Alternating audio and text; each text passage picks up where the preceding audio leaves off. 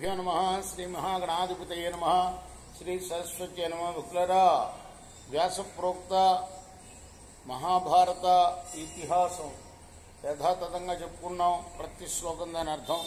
ఇందులో భాగంగా నేటి వరకు మనం ఆది సభారణ్య విరాట ఉద్యోగ భీష్మ ద్రోణ కర్ణ శల్య సౌప్తిక స్త్రీ పర్వాలనే 11 పర్వాలు పూర్తి చేశాం. 18 పర్వాల్లో 12వదైన శాంతి పర్వంలో కూడా 67 అధ్యాయాలు పూర్తి చేసి 68వ అధ్యాయంలో ఉన్నాం. 68వ అధ్యాయంలో 30వ శ్లోకం వరకు చెప్పుకున్నాం. ఈ రోజున 31వ శ్లోకం నుండి కొనసాగిద్దాం. కొనసాగించే ముందు వ్యాస భగవాను ప్రార్థన చేసుకుందాం. వ్యాసాయ విష్ణు రూపాయ వ్యాస రూపాయ విష్ణవే నమో వై బ్రహ్మనిధయే వాసిష్ఠాయ నమో నమః. నారాయణం నమస్కృత్య నరం చైవ నరోత్తమం దేవీం సరస్వతిం వ్యాసం తతో జయముదీరయేత్. సమర్థ సద్గురు సాయినాథ్ మహారాజ్ की जय. నాకృష్టం సహతే కశ్చిత్ కుతో వా హస్తలాఘవం యది రాజా న సంవ్యగ్రాం రక్షచ్చపి ధార్మికః. రాజు ధార్మికుడై చక్కగా భూమిని పరిపాలించకపోతే ప్రజలు పరస్పరం తిట్టుకుంటూ ఉంటారు.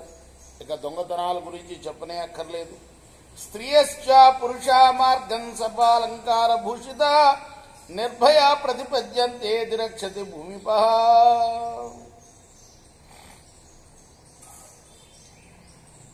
రాజు కనుక చక్కగా ప్రజల రక్షణ చేస్తూ ఉంటే వివిధమైన అలంకారాలు పెట్టుకుని స్త్రీలు ఏ భయం లేకుండా వీధుల్లో సంచరించగలుగుతారు. ధర్మమేవ ప్రపద్యంతే నహింసంతి పరస్పరం అనుగృహ్ణంతి చాన్యోన్యం యథా రక్షతి భూమిపః. రాజు చక్కగా పరిపాలిస్తే ప్రజలు ధర్మాన్నే ఆచరిస్తారు. ఒకరినొకరు హింసించుకోరు. ఒకరికొకరు ఎప్పుడు కూడా ఉపకారమే చేసుకుంటూ ఉంటారు. యజంతే చ మహాయజ్ఞ త్రయో వర్ణా పృథిగ్విదై యుక్తాశ్చాధీయతే విద్యాం యథా రక్షతి భూమిపః. రాజు చక్కగా కనుక రాజ్య రక్షణ చేస్తూ ఉంటే 3 వర్ణాల వాళ్ళు కూడా యాగాలు చేస్తారు. ఏకాగ్రతలతో విద్యల్ని అభ్యసిస్తారు. వార్తా మూలో హ్యయం లోకః త్రయ్యా వై ధార్యతే సదా తత్సర్వం వర్తతే సమ్యక్ యథా రక్షతి భూమిపః. ఈ లోకమంతా కూడాను వార్త మీదనే నడుస్తుంది. వేదం దాన్ని ధరిస్తుంది. రాజు చక్కగా పాలిస్తే అంతా చక్కగా నడుస్తుంది. యదా రాజా ధురన్ శ్రేష్టాం ఆదాయ వహతి ప్రజా మహతా బలయోగేన తదా లోక ప్రసీదతి. రాజు బలంతో శ్రేష్టమైన భారం భుజానికి ఎత్తుకొని ప్రజల్ని భరించేటప్పుడు లోకమంతా కూడా ప్రసన్నంగా ఉంటుంది. యస్యాభావేన భూతానాం అభావః స్యాత్ సమంతతః భావే చ భావో నిత్యం స్యాత్ కష్టం స ప్రతిపూజయేత్. రాజు లేకపోతే సర్వప్రాణులు కూడా స్తంభించిపోతాయి. అతడు ఉంటేనే నిత్యం చక్కగా ప్రవర్తిస్తాయి. అటువంటి రాజును పూజింపకుండా ఎవరుంటారు చెప్పవయ్యా ధర్మరాజా. భీష్ముడు చెప్తున్నాడు ఇదంతా. అయితే భీష్ముడు నేరుగా చెప్పకుండా బృహస్పతి దేవగురుడైన బృహస్పతి వసుమను అనే మహారాజుకు చెప్పిన వృత్తాంతం చెప్తున్నాడు అన్నమాట. తస్య యో వహతే భారం సర్వలోక భయాపహం తిష్టన్ ప్రియ హితే రాజ్ఞః ఉభౌ లోకా విమౌ జయేత్. సర్వలోకానికి భయావహమైన భారాన్ని మోసే రాజు యొక్క ప్రియాన్ని హితాన్ని చూసే ప్రజలు వాళ్ళు ఇహలోకంలో వాళ్ళకి జయమే, పరలోకంలో కూడా జయమే. అంటే రాజు ఎంతో జాగ్రత్తగా ప్రజలను రక్షిస్తూ ఉంటారు కాబట్టి ఎప్పుడు కూడా ప్రజలు అతని హితాన్ని కోరుకోవాలి. అటువంటి రాజు యొక్క హితాన్ని, దుర్మార్గుడైన రాజు హితాన్ని కాదు, అటువంటి రాజు యొక్క హితాన్ని కనుక కోరుకుంటే ఆ ప్రజలకి ఇహపర సుఖాలు కలుగుతాయి. యస్తస్య పురుషః పాపం మనసాప్యనుచింతయే అసంశయమిహ క్లిష్టః ప్రేక్షాపి నరకం వ్రజేత్. అటువంటి ధర్మయుక్తుడైన రాజును గురించి మనసులో కూడా పాపంగా ఆలోచించకూడదు ప్రజలు. అలా ఆలోచిస్తే ఈ లోకంలో క్లేశాన్ని అనుభవించి కష్టాలని చనిపోయాక నరకం పొందుతాడు. నహి జాత్వమంతవ్యః మనుష్య ఇతి భూమిపః మహతి దేవతా కేశ నర రూపేణ తిష్టతి. ఎప్పుడు కూడా రాజుని సామాన్య మానవుడిగా భావించి కించపరచకూడదు.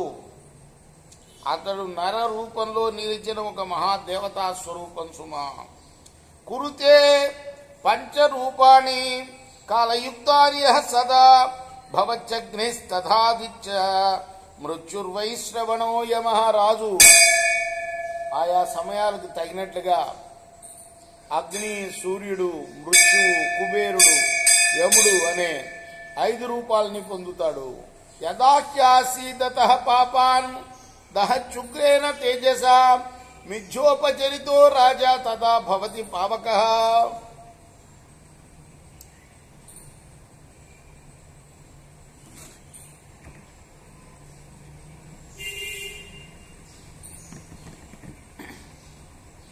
ఎప్పుడైతే రాజు వంచింపబడతాడో అప్పుడు అతను అగ్ని రూపం ధరిస్తాడు. యదా పశ్యతి చారేణ సర్వభూతాని భూమిపః క్షేమంచ కృత్వా వ్రజతి తదా భవతి భాస్కరః. అలానే గూఢచారుల ద్వారా సర్వప్రాణుల యొక్క ప్రవృత్తుల్ని చూసేటప్పుడు, అంటే గూఢచారులే రాజు కళ్ళు అంటారు, అప్పుడు ఆయన సూర్యుని రూపం ధరిస్తాడు. ఆశుచీంస్య యథా క్రుద్ధః క్షిణోతి శతశో నరాన్ సపుత్ర పౌత్రన్ సామాచ్చన్ తదా భవతి సోంతకః. అలానే పాపం చేసే ప్రజల్ని, అలానే పాపం చేసే పుత్ర పౌత్రుల్ని, పాపం చేసే అమాత్యుల్ని చంపేటప్పుడు మృత్యురూపం ధరిస్తాడు. చూసారా మన ధర్మం ఎంత గొప్పదో. పుత్రుడు పౌత్రుణ్ణి కూడా వదలడానికి వీల్లేదు. రాజు పాపం చేస్తే యముడిలాగా, మృత్యువులాగా, మృత్యుదేవతలాగా అవహించాల్సిందే, అంటే చంపేయాల్సిందే అన్నమాట. యదా త్వధార్మికాన్ సర్వాన్ తీక్ష్ణం దండై నియచ్చతి ధార్మికాంశానుగృహ్ణాతి భవచ్చద యమస్తదా. యముడు వేరు, మృత్యువు వేరు. మృత్యు అంటే కబళించి తీసుకెళ్లి యముడి దగ్గర హాజరుపరిచేవాడు. మృత్యు రూపంలో సంచరిస్తాడు. పాపం చేసేటప్పుడు రాజు పాపం చేసేవాళ్ళని, వాళ్ళు ఎవరైనా సరే, వాడు పుత్రుడైనా పౌత్రుడైనా తన మంత్రి అయినా మామూలు ప్రజలైనా సరే చంపేస్తాడు. అలానే ఆ చంపిన వాళ్ళని ఏం చేస్తాడు, మరి యముడు రూపం ధరిస్తాడు. యముడు ఏం చేస్తాడు, శిక్షలు వేస్తాడు చంపిన వాళ్ళకి కదా. వాడు ఎక్కడికి పోవాలి, వాడు నరకంలో శిక్షలు అనుభవించాలా లేదా స్వర్గానికి వెళ్ళాలా అని నిర్ణయించేది యముడే. కాబట్టి అలా యముని రూపం ధరించి శిక్షలు వేస్తాడు. యదాతు ధనధారాభిః తర్పయచ్చుపకారిణః ఆచ్ఛినత్తి చ రత్నాని వివిధాన్యపకారిణాం శ్రియం దదాతి కస్మైచిత్ కస్మాచ్చిత్ అపకర్షతి తదా వైశ్రవణో రాజా లోకే భవతి భూమిపః. ఉపకారుల్ని ధనధారలతోటి యదాతు ధనధారలతో తృప్తిపరుస్తున్నప్పుడు అపకారం నుండి వివిధ రత్నాలు లాక్కునేటప్పుడు, ఒకళ్ళకి ధనం ఇచ్చేటప్పుడు ఒకళ్ళ ధనం లాక్కునేటప్పుడు రాజు కుబేరుని రూపం ధరిస్తాడు. నాస్యాపవాదే స్థాతవ్యం దక్షిణే క్లిష్టకర్మణ ధర్మమాకాంక్షత లోకం ఈశ్వరస్య అనసూయత. సమర్థుడు, నిపుణంగా కార్యం నిర్వహించేవాడు, లోకాన్ని ధర్మసహితంగా కాంక్షించే అసూయ లేని రాజుకి ఎవ్వరూ వ్యతిరేకంగా నిలబడకూడదు. నహి రాజ్ఞ ప్రతీపాని కుర్వన్ సుఖమవాప్నుయాత్ పుత్రో భ్రాత్వా వయస్సో వా యజ్ఞప్య ఆత్మ సమో భవేత్. పుత్రుడు, సోదరుడు, స్నేహితుడు చివరికి ఆత్మసముడైనా సరే రాజుకు వ్యతిరేకంగా ప్రవర్తిస్తే వాడు సుఖపడలేడు సుమా. కుర్యాత్ కృష్ణగతి శేషం జ్వలితో అనిల సారథి నతు రాజా అభిపన్నస్య శేషం క్వచన విద్యతే. అగ్ని మండితే ఎక్కడో ఓ చోట కొంచెం మిగులుతుంది, కానీ రాజు యొక్క తిరస్కారం పొందిన వాడికి మిగలడం అనేది ఎక్కడా ఉండదు. తస్య సర్వాణి రక్షాని దూరతః పరివర్జయేత్ మృత్యోరివ జుగుప్సేత రాజస్వహరణాన్నర. రాజు యొక్క రక్షణీయ వస్తువులన్నిటికీ కూడా మానవుడు దూరంగా ఉండాలి. రాజు యొక్క సొమ్మును హరించడాన్ని మృత్యు అనుకోవాలి. నశ్యేదభిమృన్సన్ సజ్జః మృగః కూటమివ స్పృశన్ ఆత్మస్వామివ రక్షేత రాజస్వామిః బుద్ధిమాన్.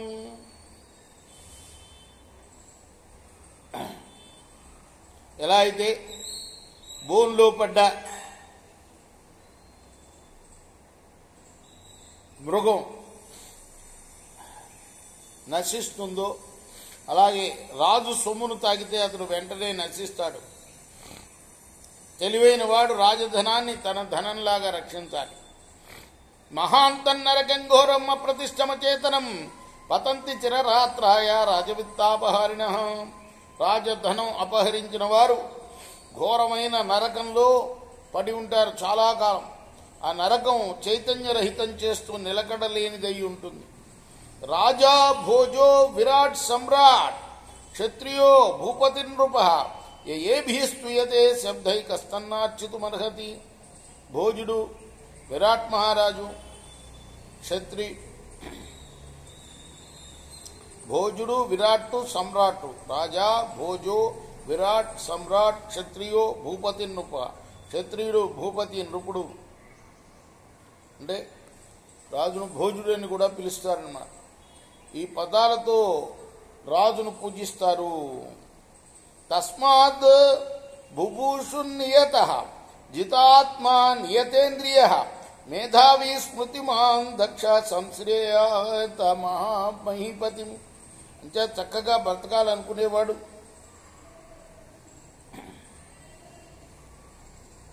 ఎప్పుడు కూడా జితేంద్రియుడై, నియమం గలవాడై, జ్ఞానశక్తి గలవాడై, సమర్థుడై రాజుని ఆశ్రయించాలి. కృతజ్ఞం ప్రాజ్ఞమక్షుద్రం దృఢభక్తిం జితేంద్రియం ధర్మ నిత్యం స్థితం నీత్యం మంత్రిడం పూజే నృప. కృతజ్ఞుడు, ప్రాజ్ఞుడు, నీచబుద్ధి లేనివాడు, దృఢభక్తి కలిగిన జితేంద్రియుడు, ధర్మనిత్యుడు, నీతికి నిలబడేవాడు అయిన మంత్రిని రాజు పూజించాలి. దృఢభక్తిం కృత ప్రజ్ఞం ధర్మజ్ఞం సంయతేంద్రియం సూరమక్షుద్ర కర్మాణం నిషిద్ధ జనమాశ్రయేత్. దృఢభక్తి కలిగిన ప్రజ్ఞాశాలి, ధర్మజ్ఞుడు, ఇంద్రియ నిగ్రహం గలవాడు, సూర్యుడు, నీచపు పనులు చేయనివాడు, అటువంటి వాణ్ణి రాజు ఎప్పుడు కూడా అటువంటి మంత్రిని ఆశ్రయించి ఉండాలి. రాజా ప్రగల్భం కురుతే మనుష్యం రాజా కృశం వై కురుతే మనుష్యం రాజాభిపన్నస్య కుతః సుఖాని రాజాభ్యుపేతం సుఖిరం కరోతి. రాజు మనిషిని బలవంతుడిగా చేస్తాడు. అలానే రాజే ఆ ప్రజల్ని బలహీనులుగా కూడా చేస్తాడు. రాజును తిరస్కరించిన వాడికి సుఖం ఉండదు. తనను ఆశ్రయించిన వాడికి రాజు సుఖం కలిగిస్తాడు. రాజా ప్రజానాం హృదయం గరీయః గతి ప్రతిష్టా సుఖముత్తమంచ సమాశ్రితా లోకమిమం పరంచ జయంతి సమ్యక్ పురుషా నరేంద్ర.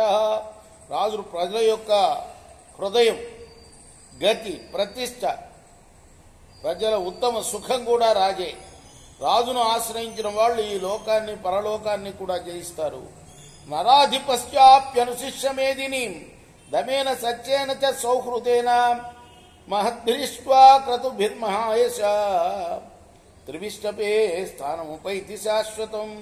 ఇంద్రియ నిగ్రహంతో, సత్యంతో, మైత్రితో రాజు భూమిని పాలించి గొప్ప గొప్ప యజ్ఞాలు చేసి కీర్తి పొంది స్వర్గంలో శాశ్వత స్థానం పొందుతాడు.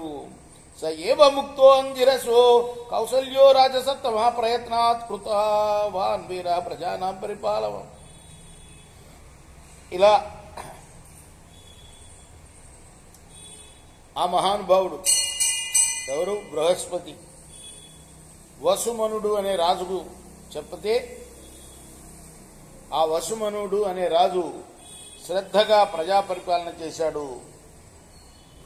ఇది మహాభారతే శాంతిపర్వేణ రాజధర్మానుశాసనమపి ఆంగీరస వాక్యేష్ట షష్ఠితమోధ్యాయ. ఇది వాల్మీకి మహర్షి వ్యాస మహర్షి రచించిన మహాభారత ఇతిహాసంలో శాంతి పర్వంలోని 68వ అధ్యాయం. రేపు 69వ అధ్యాయం చెప్పుకుందాం. కృష్ణార్పణమస్తు. సాయి కృష్ణార్పణం. స్వస్తి ప్రజాభ్య పరిపాలయంతాం న్యాయేన మార్గేణ మహిమహీషా గోబ్రాహ్మణేభ్య శుభమస్తు నిత్యం. లోకాః సమస్తాః సుఖినో భవంతు. కృష్ణార్పణమస్తు. సాయి కృష్ణార్పణం.